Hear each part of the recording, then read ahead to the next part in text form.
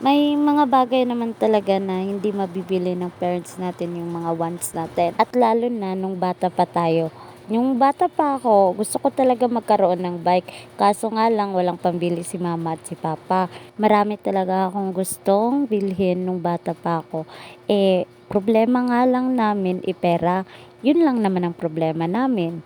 Ngayon na may trabaho na ako, unti-unti ko nang naabot yung mga pangarap ko, yung mga gusto kong bilhin na bibili ko na ngayon. Hindi ko lang po napapasaya yung sarili ko, kundi buong pamilya ko po, napapasaya ko na ngayon na may trabaho na ako. Hindi man kami galante sa pera, galante naman po kami sa pagmamahal ng buong pamilya.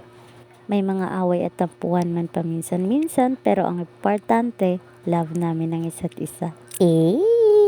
Shoutout naman sa jowa ko, nandyan palagi pag may mga achievements man ako sa buhay. Kasama ko lagi siya.